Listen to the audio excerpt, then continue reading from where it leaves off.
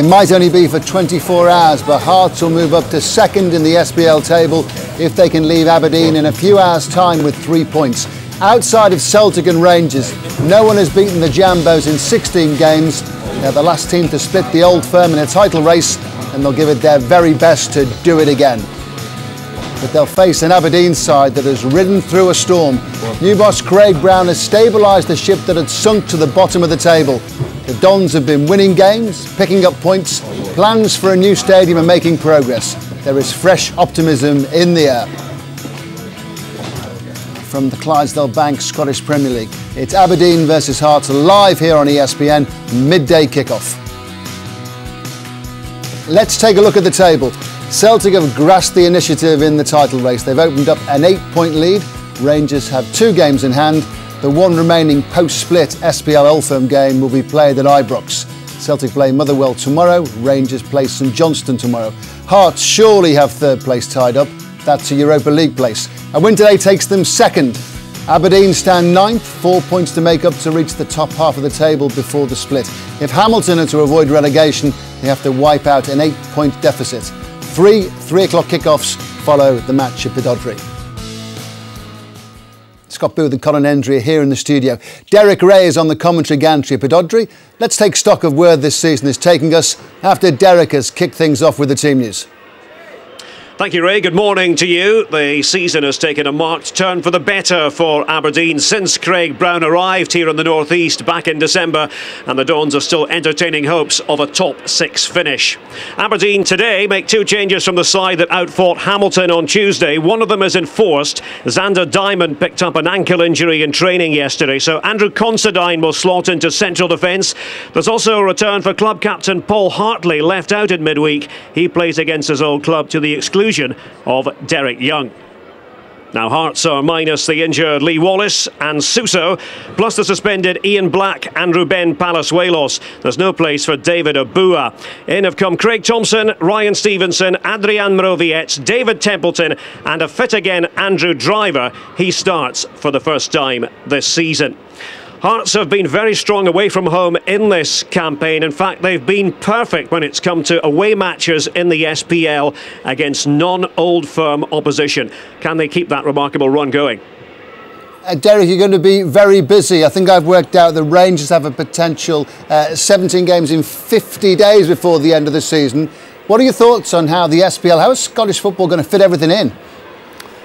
It's going to be a massive challenge, Ray. I think we have to look down the line on this one. Yes, this has been an exceptional season in terms of bad weather and everybody scrambling around trying to find suitable dates for games, but UEFA haven't helped one little bit with the expanded Champions League format by stretching out the first knockout round. It makes it well nigh impossible for a league like the SPL to properly fit in games, and of course in the old days you would often have midweek rounds. You would have a midweek round in February or March, and you could do that. But UEFA, through the all-powerful Champions League, and it is a wonderful competition, for me anyway, are not looking out for the interests of the federations, the associations, and of course the leagues. And what is UEFA? It's supposed to represent all the national associations. So I think this has to be looked at.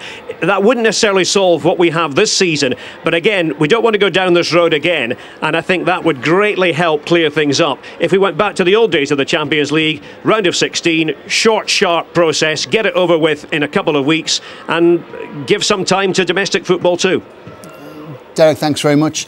Now, what's your reading of the title race? Where are we for the season that's left?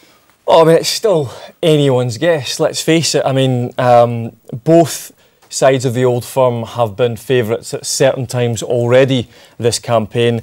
Celtic at the moment, definitely in pole position, especially after the Old Firm match last Sunday. You thought that there was probably no way back for Rangers, but then they have 2 positive bits of news. Ali McCoist officially named as the manager for next season. The first bit, timing of it was very, very good. Just gave them a little boost before the Europa League match.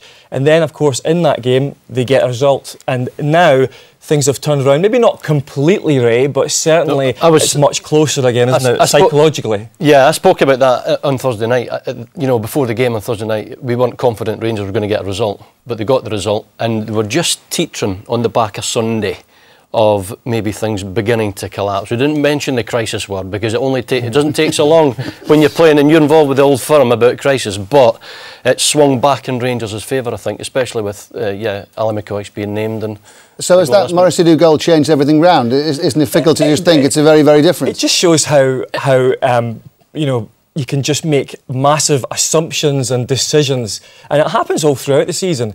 It just so happens that last 6 days have been very, very critical, though, Scott. The last 6 days have been critical. You know, I mean, from going from one extent, being beaten 3-0 at Parkhead, to retaining the next round of the Europa League and the goal, you know, I mean... But nothing has been decided no. Yet. Not a thing. It's still, for me, it's anyone's guess. It's still in the balance. You know, you have Celtic who are in top form. The players have gelled brilliantly, brought in a lot of new players. Neil Lennon's done a great job there. But they'll not play as well as this all season. Rangers, of course, you know, if they can win their games in hand, are sitting right on their shoulder. And the type of team, Rangers and squad, that they've been used to doing that in the past. They're used to grinding out results, as we saw in the Europa League. And they've a lot of games, though, Scott. You know, they've a lot of games. Yeah, but I mean, they're in the competitions of a lot of games, and they've got a shallow squad.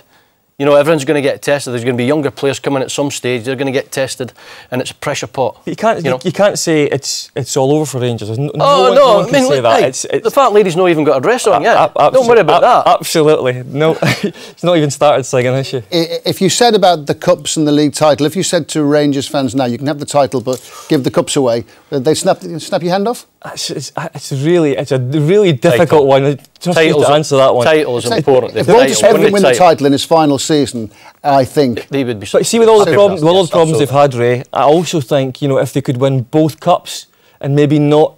You know, I'm not saying the Rangers fans and the management would be happy with that. It's a title. But I think, given the problems this term, they may just about take it. Well, when you look towards now and the end of the season, it can change. I mean, the pendulum swung a couple of times already. Yeah. There's no reason to think that it's not going to go 2 or 3 times again. We always say this, don't we? It's the next Old Firm match, isn't it? It's all about, you know, we say that this is going to be the big test, but we'll know a lot more after the next Old Firm match. We're always saying that, and I think this one, the next one, is a big one. Scott, do you think what happened to Rangers last Sunday would happen again next Wednesday night? Because I don't think as well on the back of what's happened in Portugal. But you've also got to say that Celtic at the moment are absolutely flying. They've got players that can, you know, tear you apart. Cummins has come in, done a great job. Flair, there's loads of flair. They left out Stokes at the weekend, brought in the big fella, you know, the big Greek that I'm not as great as fan, but big Samaras, but he produced and he played exceptionally well against Rangers. What we're saying is that Celtic are in pole position. That's where it ends, basically, at the moment. Time to concentrate on Aberdeen against Hearts. We're moving close to the kick-off in today's SPL match between the Dons and the Hearts. Pre-match thoughts from both managers are on the way. Jim Jeffries making sure his game plan is absolutely spot on. Studious, prepared, Jim ready to face the challenge for the day. He's good friends with Craig Brown, but that friendship will be put on hold for a couple of hours with precious SPL points on offer. Also between now and kick-off, we'll hear from Hearts hero Rudy Scatchell, who has his eyes firmly focused on second place in the SPL. Make us definitely Celtic and Rangers nervous and be close to them, and we will see end of the season.